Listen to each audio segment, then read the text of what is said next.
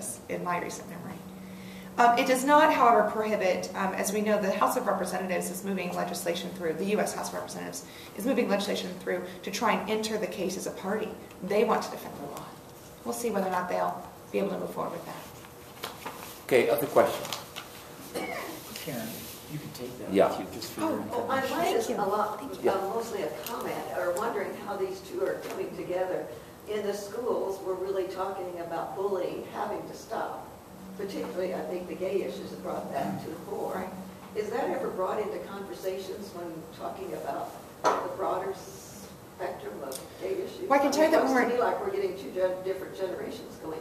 Well, when we're talking about bullying in schools, we never talk about marriage, because that would scare some of our allies, to be quite honest with you, because I think many people are concerned about.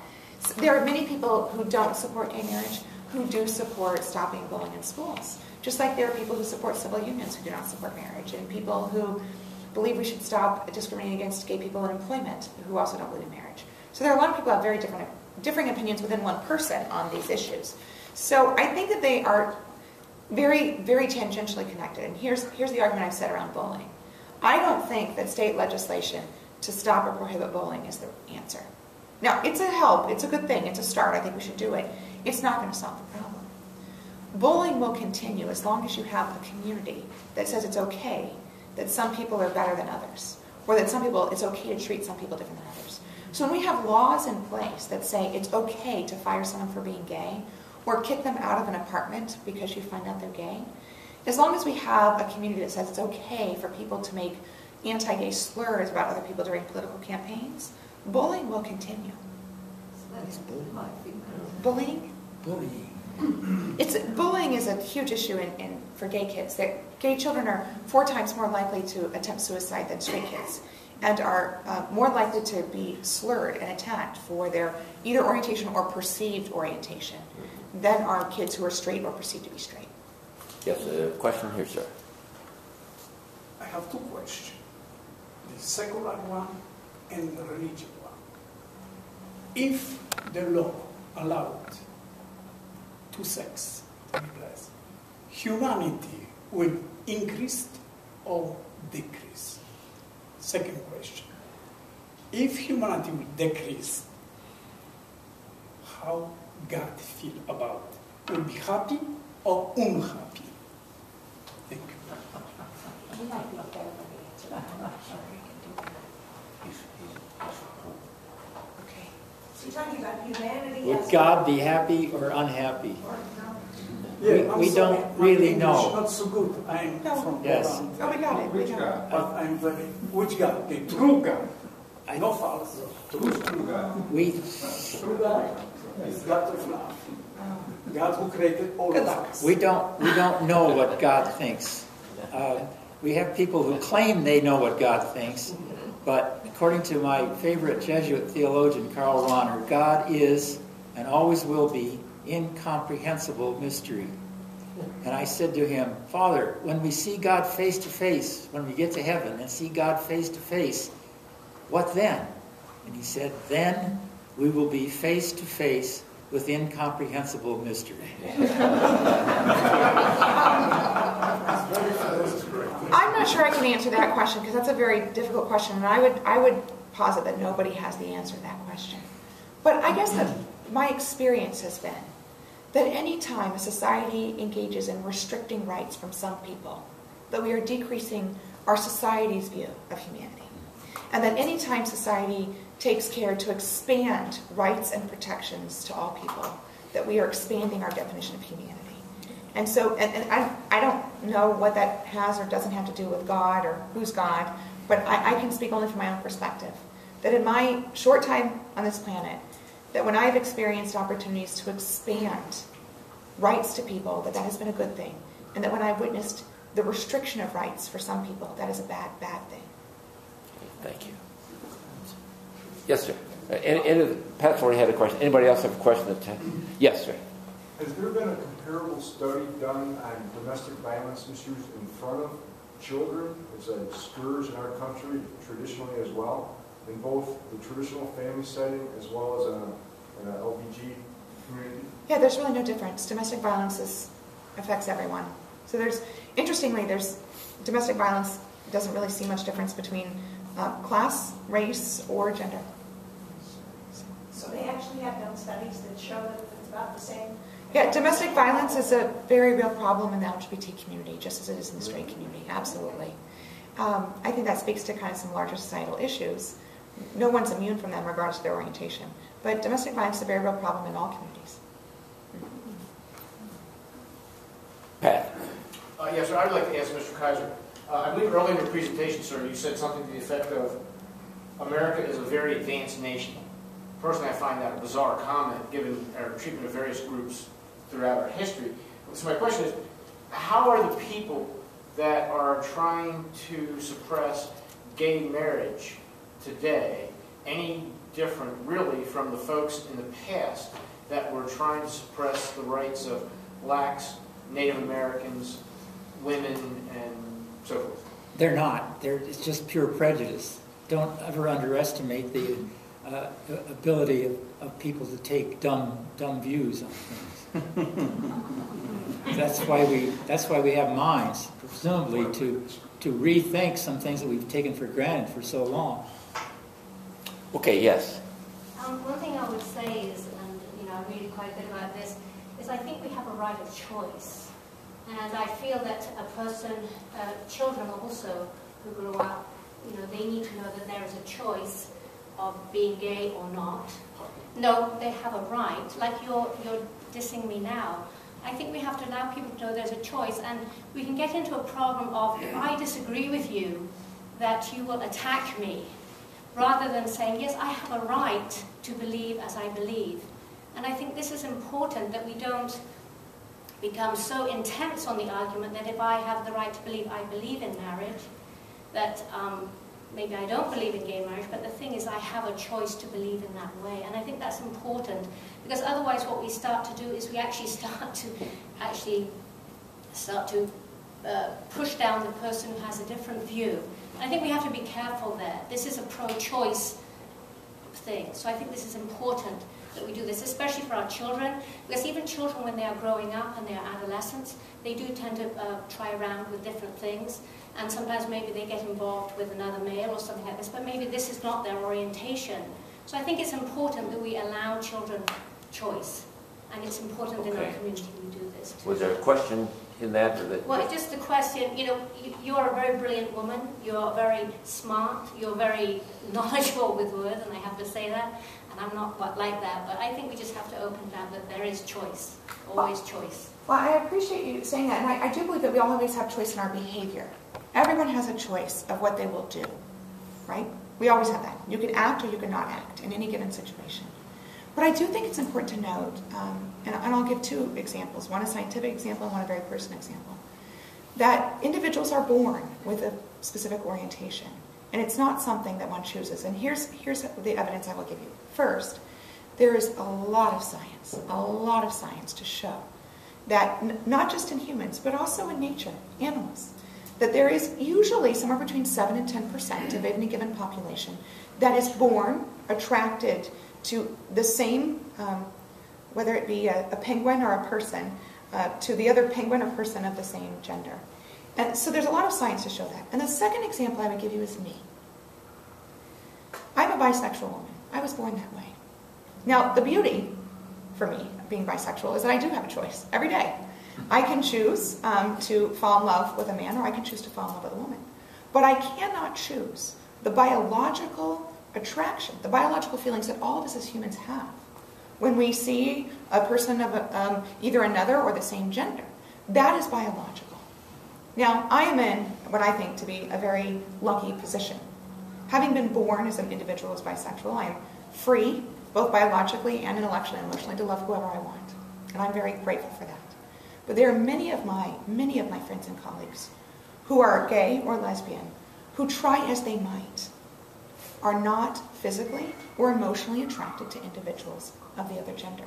Now, that may be difficult for individuals who are here today who are heterosexual to understand. So I would ask you to stop and think, for those of you who are heterosexual, could you go out today and choose, just choose, to love, marry, have a family with someone of the same gender? And if it feels weird or unnatural to you, it's because you're straight. And you were born that way. But if it sounds like something you might be interested in, then perhaps you are, like me, bisexual, or perhaps you are a homosexual person. And so I would say for those who say that it is a choice to have the biological orientation, that you should also then apply that same estimate to yourself. Are you also at a biological choice? Could you choose to go have a long-term loving and sexual relationship with someone of the same gender? If the answer is no, then I would argue that my point has been made. Thank you. Friends.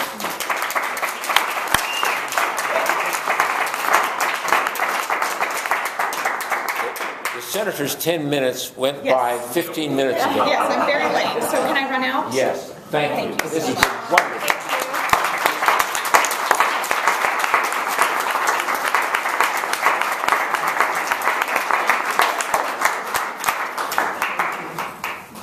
Ed, go with the senator so she's not stopped by anyone trying to get her things. Yes. I apologize for my voice. As some of you know, as Paul knows, we did something called Big Ten Christianity here one month ago. And one of the young men who spoke, his name is Brian Ambrose, and you can find this on YouTube. But he's a Baptist minister. As he said, he's the token homo Baptist. And he did an interchange with Richard Rohr on non-duality and sexuality. And I just was reminded because of the word choice. Because Brian says, it is a choice for me to be gay. But he's not saying it's a choice because he has a choice physically. He's just saying that I am proud that I can be open and make a choice to be happy about who I am and about my sexuality. So it's really a very moving thing that I'm doing. Thank you all for being here today. Let me just make a couple of announcements, and then you'll be free to share back and forth. And if you have personal questions you'd like to discuss with Mr. Kaiser, well, you can certainly do that. The Faith Forum is every month. It's the third Tuesday of every month in April. Because we have our Golden Rule Banquet, we will not be having a Faith Forum in April. Some of you know we really try to tackle major questions in here. In October, when the Ground Zero Mosque was at its height, we had 2 Muslims talking about it here. In January, we had a lecture from Dr. Linnell Cady from ASU about the relationship of state and religion, not the separation of church and state, but the relationship of state and religion. Last month, we had a marked discussion about religious dress, what it means, sikh, turban, beards, etc., Catholic habits, etc. Today, it was same-sex marriage. In May, the topic is going to be business ethics. And you know what has gone on for the last several years. And so the topic will be business ethics. We will have Mr. David Lincoln, who is a local businessman. And Mr. Lincoln gave $1 million or $2 to ASU, I think about 20 years ago, to establish a business ethics program. He'll be speaking. One of the executives from the Sunt Corporation will be speaking. So we're going to have that on business ethics. So that'll be in May. Let me just share a couple of other things. If you have not received one of these brochures, it's about the Arizona Interfaith Movement. You can get one of those out off the table back there. We have calendars. If anybody would like to take one, or 4 or 5 or a dozen of these calendars, they're back there. They're the holy days, religious holy days, and under each month in red letters are the holy days of every faith: Buddhist, Hindu, Sikh, Christian, Jew, etc. So those are back there. We felt, well, we have We have 3 books. Voices of Faith, which are books of, each chapter has a different faith in it, written by a member of that faith. It's not a Christian saying this is what the Hindus believe or the Jews believe. A Jewish author, a Hindu author, etc. there. And then our most recent book, Interfaith Inspirations for Our Globalized World. I think these sell for $16. This one sells for $20. If you want 2 of these, I'll just make an executive decision. It's $25. If you want all 3 books, it's a $35 deal today. Whatever. But we want you to have access to these kinds of books. Then we just had printed. They were just delivered yesterday. We have Golden Rule license plate. You know, at the bottom it says Liberty. We have these beautiful business cards. We got several thousand of them printed. 5,000. 5,000. 5,000. And we're giving them out because it tells about the business start and then how to get it here. And would you believe, Ann and Nancy and I worked over this thing and got it back to the printer and proofed it and proofed it and proofed it. We got them delivered today. We have the wrong phone number on the darn thing. So you can take, anybody here can take 5,000 of these babies right now. It's just a 602 instead of 480. So that's all. We have a 480 area license, code. and then our license, area our code number is really 602. Anyway, there's some back there if you'd like to take some. Just beware that the license plate from. But it gives the instructions how to get a Golden Rule license plate. Okay, so that's there. Also, the last thing, our annual Golden Rule banquet is on April the 5th, and we have invitations back there. And I'd invite you to take one. It's on April the 5th, 5:30 at the Mesa Convention Center. It's a marvelous event. We honor different people that we believe are living out the Golden Rule. Some of our honorees this year, one is Senator Leah Landrum Taylor. She'll be one of the honorees. Don Logan, who used to be in charge of the diversity program in Scottsdale, is the man who opened up the letter a couple of years ago, and it was an explosion, and it burned his hands and things. We're honoring him. We are honoring the Basha family for their incredible work in the state. So we invite you to come and be a part of that. So you can get all those things back there. I would like for us to close, even though we're interfaith, I'd like for us to close with a brief prayer. I'll lead and you please pray in your own way. But I want us to especially pray for our brothers and sisters in Japan that have been absolutely violated with everything. One of our groups is the Soka Gakkai Buddhists, and I talked to Mr. George Nakamura this morning, who's the head of the state organization, and he told me that his family in Japan is safe.